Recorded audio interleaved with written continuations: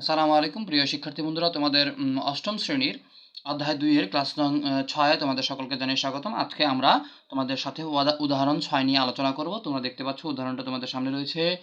কোনো আসল 3 বছরে মুনাফা আসলে ৫,৫০০ টাকা হয়।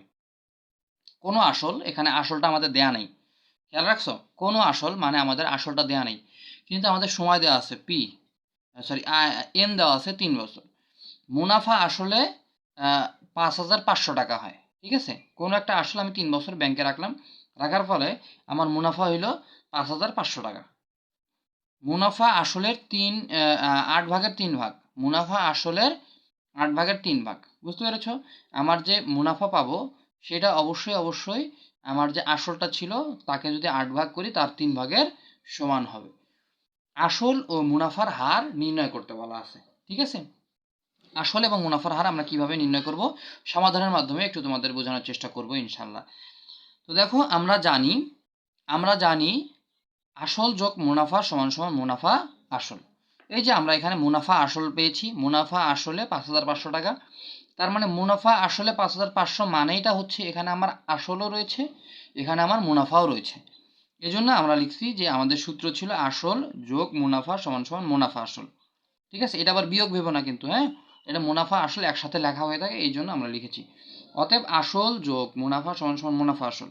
এখন দেখো, আসল তো আমার যা ছিল তাই লিখে দিলাম এই জায়গায়, কিন্তু মুনাফার কথা বলা আছে। দেখো, মুনাফা আসলের ৮ ভাগের 3 ভাগ, এইটাই লিখলাম। মুনাফা সমান সমান আসলের ৮ ভাগের 3 ভাগ, এটা এখানে লিখে দিলাম। মুনাফার জায়গায় আসলের ৮ ভাগের 3 ভাগ লিখে দিলাম, যোগ এই মুনাফা আসলটা ছিল ৫,৫০০ টাকা, এখানে এই মানটা মুনাফা আসলের যে মানটা সেটা আমরা বসাই দিলাম। কেমন? আশা করি বুঝতে পেরেছ। এর পরবর্তীতে আমরা কি করেছি, এর পরবর্তীতে যে কাজটা করলাম, দেখো যে আসলটা কমন নিয়ে নিয়েছি, বুঝতে পেরেছ? আসল কমন নিলাম, এখানেও আসল শব্দটি রয়েছে, এখানেও আসল শব্দটি রয়েছে। তোমরা যারা বীজগণিত করে এসেছো ক্লাস 6-7 তারা হয়তো একটু সুন্দর বুঝতে পারবা। তো দেখো, আমি এখান থেকে এই দুইটা টার্ম থেকে এখানেও আসল রয়েছে, এখানেও আসল রয়েছে, এই জন্য আমি আসল শব্দটা কমন নিয়ে নিলাম। আসল যদি কমন নিয়ে নিই, এখান থেকে আসল তো চলেই গেল, তাহলে এখানে থাকতেছে একটা 1 গুণন আসল সমান সমান আসল, যোগ এখন এখানে আসল চলে গেছে, এখানে বাকি থাকতেছে 3/8, এই 3/8 আমি এখানে লিখলাম, ইকুয়াল টু ৫,৫০০। এখন দেখো, এই দুইটা যদি আমি যোগ করি, 8 ওকে 8 যোগ 3 সমান সমান 11/8, এই দুইটা যোগ করলে আমাদের 11/8 হয়, ঠিক আছে? তোমরা একটু ক্যালকুলেশন করে নিবা, আশা করি তোমরা এই ক্যালকুলেশনটা পারো। তো এটাই লিখলাম এখানে যে 11/8 গুণন আসল সমান সমান ৫,৫০০ টাকা। তারপরে কি করলাম, দেখো আমাদের যে এই টার্মটা ছিল এখানে, এই টার্মটা যেহেতু এখানে গুণন আকারে ছিল, আর ভগ্নাংশ জানি, ভগ্নাংশ আমরা কি জানি যে সমান সমানের আরেক পাশে গেলে সাইড চেঞ্জ করে নিয়ে গেলে এই ভগ্নাংশটা উল্টে যায়। তার মানে এই 8টা ছিল নিচে, এটা গিয়ে উপরে ৫,৫০০ সাথে গুণন হয়ে যাবে। দেখো, আসল সমান সমান এই 8 নিচে ছিল, উপরে ৫,৫০০ এর সাথে গুণন হয়ে গেছে। এবং এই যে এখানে 11 উপরে ছিল, 11 এখানে উপরে ছিল, এটা কোথায় চলে গেল? এটা চলে গেছে নিচে, বুঝতে পেরেছ? বুঝতে অসুবিধা হলে আবার একটু রিভাইন্ড করে দেখে নাও। এরপরে দেখো কি করতেছি, এটাকে ক্যালকুলেশন করলাম, কাটাকাটি করার ফলে এটা দিয়ে এটাকে কাটলাম, 5 বার গেল, 500 বার, দেখো আমি লিখে দিচ্ছি, 500 বার গেছে, ঠিক আছে? 5 11 55, আর 2টা শূন্য দিয়ে দিলাম, এখানে রয়েছে 8, 8 দিয়ে 500কে গুণ করলে 4,000 টাকা হচ্ছে। তাহলে আমরা আসল কত পেলাম? 4,000 টাকা। তার মানে ব্যাংকে আমি 4,000 টাকা রেখেছিলাম, এটাই হচ্ছে আমাদের কথা। চলো, এর পরবর্তীতে আমি কি করি, দেখো যে অতএব মুনাফা সমান সমান মুনাফা আসল বিয়োগ আসল। আমরা এর আগে কি শিখেছিলাম? আসল এবং মুনাফা যোগ করলে আমরা মুনাফা আসল পাই।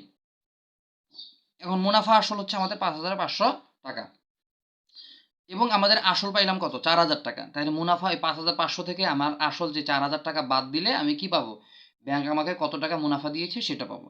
তাহলে ওইটাই লিখছি, মুনাফা সমান সমান মুনাফা আসল বিয়োগ হচ্ছে আসল। আমার মুনাফা আসল ছিল ৫,৫০০ টাকা, বিয়োগ আমি আসল পেয়েছি 4,000 টাকা, বিয়োগ করে দিলে ১৫০০ টাকা আমাদের কি পেলাম? ১৫০০ টাকা হচ্ছে আমাদের মুনাফা, বুঝতে পেরেছ? এখন মুনাফা পাইলাম, আসলও পেয়ে গেলাম। এখন আমাদের বলছে আমাদের প্রশ্নটা ছিল আসল ও মুনাফার হার নির্ণয় করো। আসল তো আমরা 4,000 টাকা পাইলাম। এরপর আমরা মুনাফার হার নির্ণয় করার জন্য মুনাফা বের করে নিলাম 1500 টাকা। এখন আমরা সূত্র কি জানি? আমাদের সূত্র জানা ছিল যে আমরা জানি কি I equal to P R N. I equal to P R N, আর এন এটা হচ্ছে সূত্র, ঠিক আছে? তো আমরা এখানে জানি আই হচ্ছে আমাদের মুনাফা, পি হচ্ছে আসল, আর হচ্ছে আমাদের মুনাফার হার, এন হচ্ছে সময়। বুঝতে পেরেছ? তো এর আগের ক্লাসে আমরা বলেছিলাম যে গুণন আকারে থাকলে পি এবং এন আর এর সাথে গুণন আকারে রয়েছে, এটা যদি আই এর সাথে নিয়ে যাওয়া যায় তাহলে এটা ভাগ হয়ে যাবে। অতএব আর ইকুয়াল টু আই ভাগ পি এন।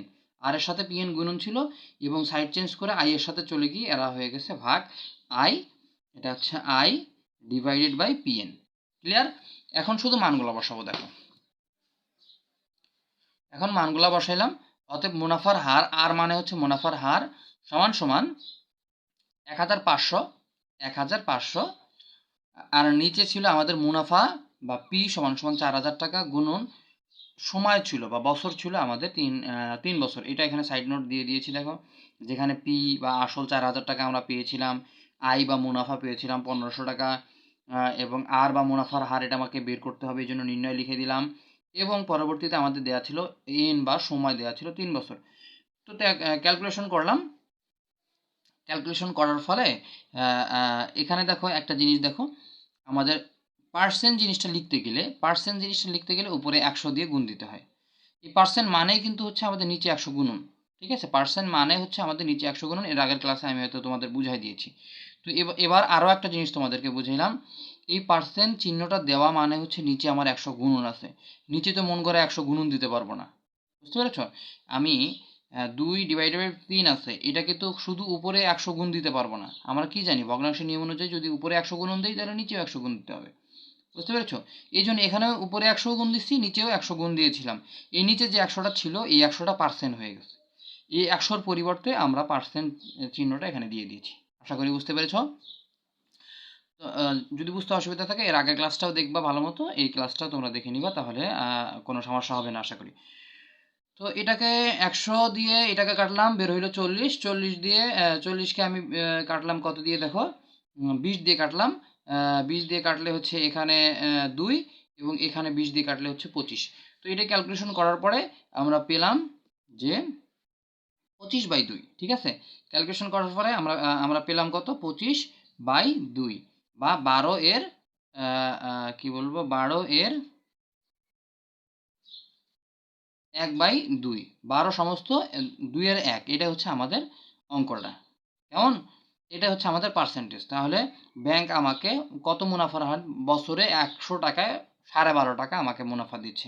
তো আমাদের অঙ্কটা এখানেই শেষ হয়ে যাচ্ছে। কিভাবে দেখো, অতএব আসলে আমরা 4,000 টাকা পেয়েছি এবং মুনাফার হার পেলাম 12.5% বা 12 সমস্ত 2 এর 1%। তো আশা করি বুঝতে পেরেছো। বুঝতে অসুবিধা থাকলে একটু রিভাইন্ড করে আবার দেখে নিবা। আর যদি এর বাইরেও কিছু সমস্যা থাকে তাহলে কমেন্টে জানিয়ে দেবা। আজকে এ পর্যন্তই। ধন্যবাদ সবাইকে। ভালো থাকবা, সুস্থ থাকবা। আসসালামু আলাইকুম ওয়া রাহমাতুল্লাহ।